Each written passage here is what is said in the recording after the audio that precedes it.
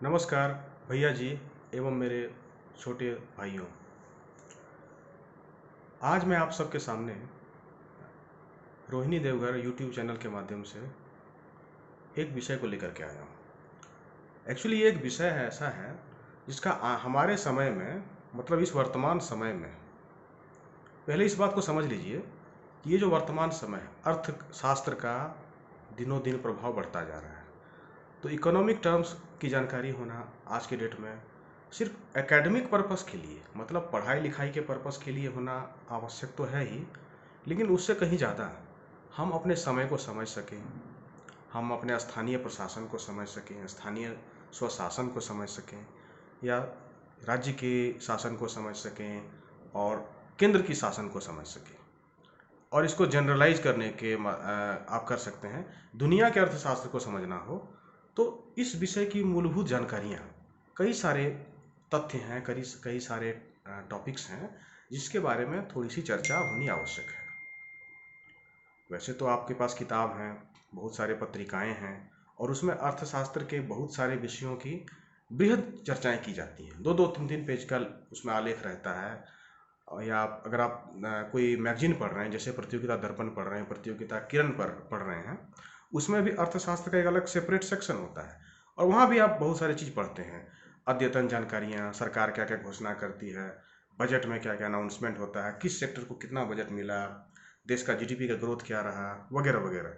बावजूद इसके वो सब सारे के सारे शब्द हमें रटना पड़ता है। कई बार ऐसा देखा गया है कि हमें रटने के लिए मजबूर हो जाना पड़ता है, जबकि जैसा सच्चाई ये है कि जब आप रटते हैं तो उसको आप कहीं मनचाहे जगह पे इस्तेमाल नहीं कर सकते हैं।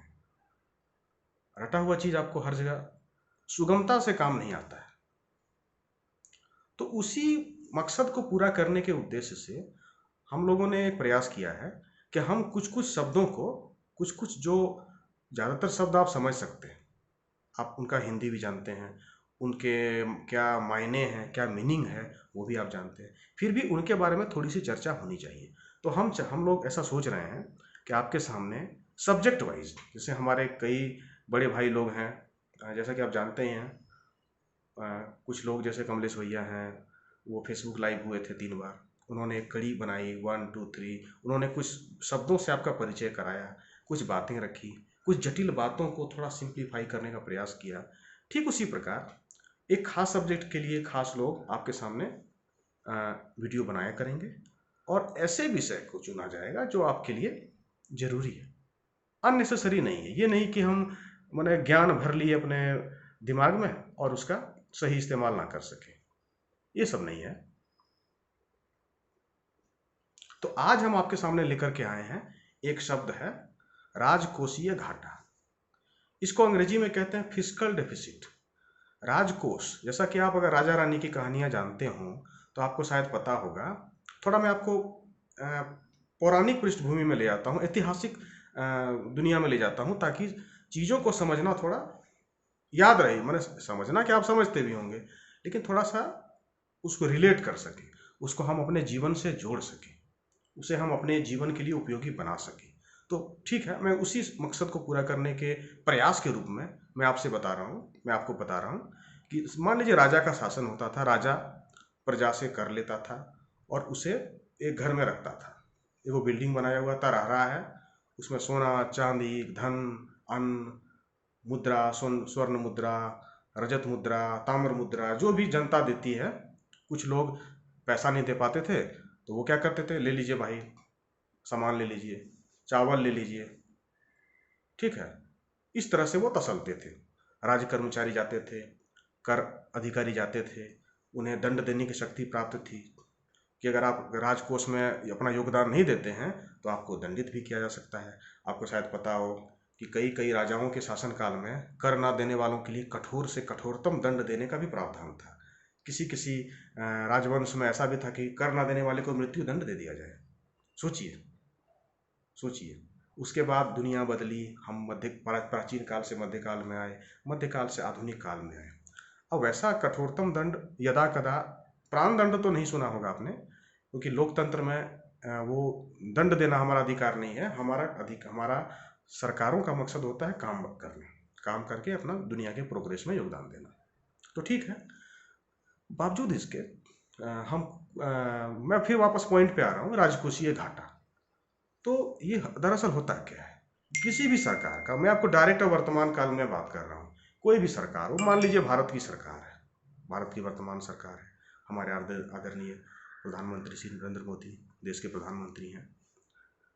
अब सरकार के पास राजकोष है, ठीक है, उसमें क्या होता है कि जनता कर देती है, मतलब सरकार की आमदनी कहीं से भी आए। अब सरकार की आमदनी कहाँ कहाँ से आती है, कितने तरह की आमदनी होती है, कौन सी आमदनी का क्या महत्व है, कौन सी आमदनी अति आवश्यक है, कौन सी आमदनी लंबे समय तक चलती रहती है, ये सब बातें हम आगामी दिनों में डिस्कस किया करेंगे, सने सने हम लोग डिस्कस किया करेंगे। उसके बाद आमदनी किस लिए होता है, खर्च करने के लिए होता है, तो खर्च भी किया जाता है। कभी कभी ऐसा देखा जाता है, अमूमन विकासशील देशों में या जो अर्धविकसित देश हैं, जो नए नए देश हैं, वहाँ पे क्या देखा जाता है कि जितनी, या हमारे घरों में भी देखा जाता है कि कहते हैं आमदनी अठन्नी और खर्चा रुपया, अर्थात आमदनी हो रहा 8 ना और 1 टका खर्चा हो रहा है। वो सिनेमा भी बना है, बहुत बढ़िया सिनेमा है, देखिए समझिए, मन लगता है।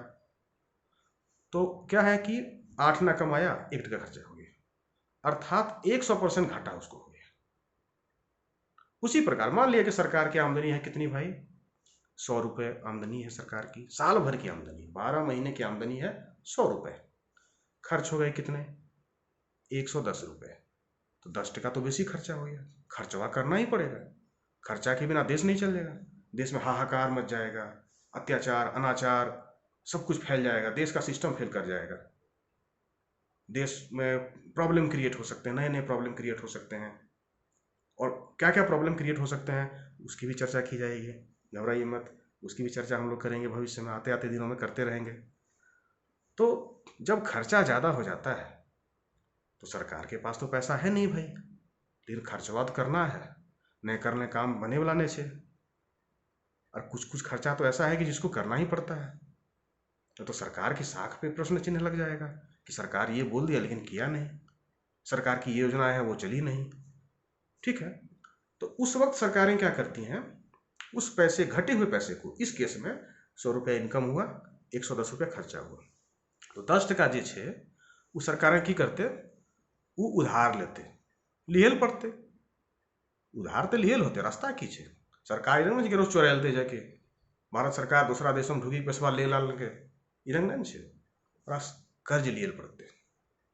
अब सरकार कर्ज लेती है, लेकिन किससे लेती है, कर्ज लेने के क्या क्या प्रकार हैं, किस किस तरह का कर्ज है, देश में लेती है कर्ज या देश के बाहर जाकर के कर्ज लेती है, ये सारे प्रश्न हमारे दिमाग में उमड़ते घुमड़ते रहने चाहिए। उसके बाद ही हम कोई चीज़ पढ़ेंगे ना तो बुझाएगा। तो ठीक है, वापस हम पॉइंट पे आते हैं। तो ये जो डिफरेंस हो गया ना, इनकम और खर्चा का बीच का डिफरेंस हो गया, इस केस में क्या है, खर्चा ज़्यादा है, खर्चा को अंग्रेजी में कहते हैं एक्सपेंडिचर, एक्सपेंडिचर ज़्यादा है, इनकम है, जो आमदनी को इनकम कहते हैं। तो दोनों में जो अंतर है, यहाँ जैसे 10 रुपया घटी लग रहा है, 110 का खर्चा है, इनकम कितना है भाई, 100 टका, 10 टका जो है ना उसको क्या कहेंगे, राजकोषीय घाटा, ये हो गया राजकोषीय घाटा। अब आप देखिएगा कि राजकोषीय घाटा को जब भी निरूपित किया जाता है, जैसे अगर पूछा जाएगा कि भारत का राजकोषीय घाटा कितना रहा, तो कुछ लोग रटे होंगे 3.3%, 3.8%, 3.5%, ये सब चीज़ आपको मिल जाएगा, बहुधा यदा कदा यही मिलेगा, 3.3 से लेकर के 3.8 तक चलेगा आपका। अरे क्यों चलता है, इसका भी कारण है, 3.3 से स्टार्ट होकर के 3.8 तक जाता है, इसके भी क्या कारण है, मतलब हर चीज़ का जिसको आप इग्नोर करते हैं रटीले, लेकिन उसका पीछे एक वजह रहती है। तो हम लोग ऐसा करेंगे कि सारा का सारा जो वजह होता है ना, उसको मोटे मोटे शब्द में आपके सामने प्रकट करते रहेंगे।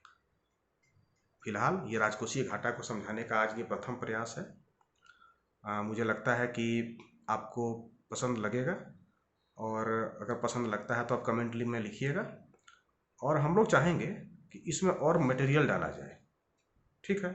फिर मिलते हैं अगले अंक में राजकोषीय घाटा के प्रकारों के बारे में चर्चा करने के लिए। नमस्ते।